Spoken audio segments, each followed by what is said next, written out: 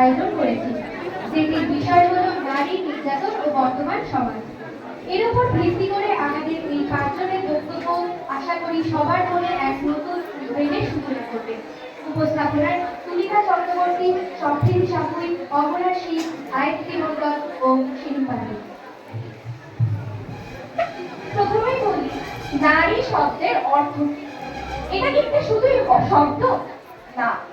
নারী, সে হলো বলবান, সে হলো শক্তিমান, এদেশে তার পূজা হয়। তিনি একজন মা, বোন, দিদি, স্ত্রী, এছাড়া শিক্ষিকা, ডাক্তার, নার্স ইত্যাদি।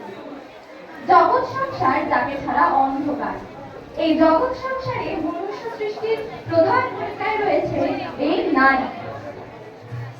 এই বর্তমান সমাজে এসেও আমাদের দেশে নারীর কতটুকু সুরক্ষা নিশ্চিত, সেটি নিঃসন্দেহে বড় আলোচনার বিষয়।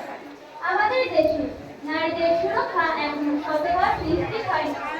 বর্তমানে আপামর জনসাধারণ সবাই চায়। আগস্ট মাসের 9 তারিখে এক মহিলা ডাক্তারের এক ভয়ঙ্কর মৃত্যু, যা সারা বিশ্বকে স্তম্ভিত করে তুলেছে। এই 9 আগস্ট কলকাতার আরজিকর হাসপাতালে একবারে সেই ডাক্তার নাইট শিফটে চিকিৎসা করে এবং বিশ্রাম নিতে সেমিনার হলে আসে। তখন তার সাথে কিছু অস্বাভাবিক নৃশংস ঘটনা ঘটে এবং তাকে খুন করা হয়।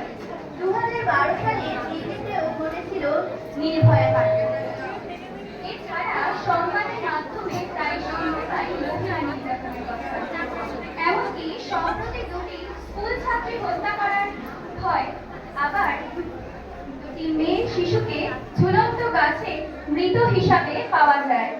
অর্থাৎ এর দ্বারা আমরা বুঝতে পারলাম, বর্তমানে শিশু থেকে শুরু করে বৃদ্ধা কেউই এই সমাজে সুরক্ষিত নয়।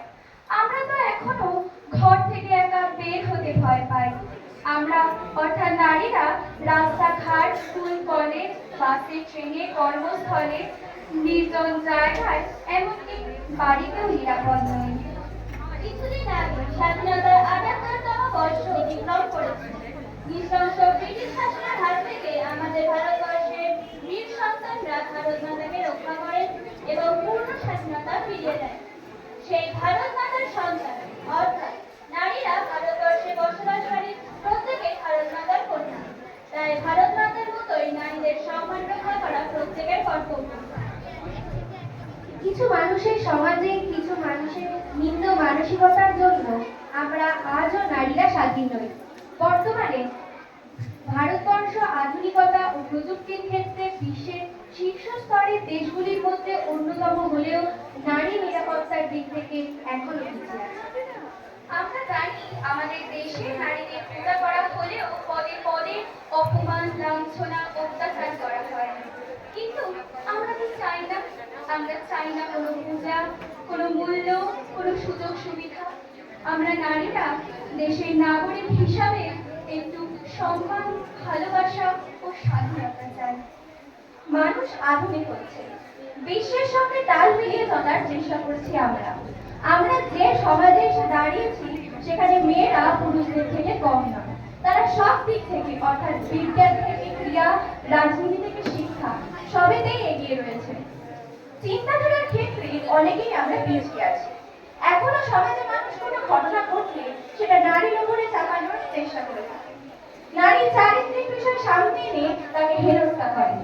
যেমন, সে কি পোশাক পরেছিল, সেটা এত রাতে একা কেন, এত রাতে বাড়ি ফিরেছে কেন, ইত্যাদি অনেক প্রশ্নের সম্মুখীন হতে হয়।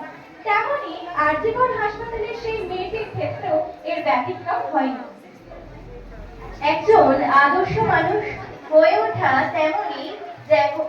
তখনই যখন পারিবারিক শিক্ষার দিক মজবুত হয়। প্রত্যেক পরিবারের কর্তব্য যে তার সন্তানদের লিঙ্গ বৈষম্যের ঊর্ধ্বে গিয়ে ছেলে ও মেয়েদের সমান পড়াশোনা করানো। ছেলেদেরকেও শেখাতে হবে কিভাবে একটি মেয়ের নিরাপত্তা দিতে, সম্মান করতে ভূমিকা পালন করতে পারে। তখনই সমাজ উন্নত হবে যখন এই সকল নৃশংস অপরাধের নিরপেক্ষ বিচার হবে। ছেলেরাও এগিয়ে আসলে নারীর প্রতি যারা অন্যায় করে তারা কোণঠাসা হয়ে পড়বে। এই সমাজে বুক উঁচু করে কথা বলার স্পর্ধা তারা আর পাবে না। ভারতের মহিলা নিরাপত্তা আজকাল সর্বত্র ব্যাপকভাবে আলোচিত। এটি এমন একটি প্রধান সমস্যা হয়ে দাঁড়িয়েছে যে এই ভয় তাদের সামাজিক কর্মকাণ্ড থেকে দূরে রাখতে পারে না।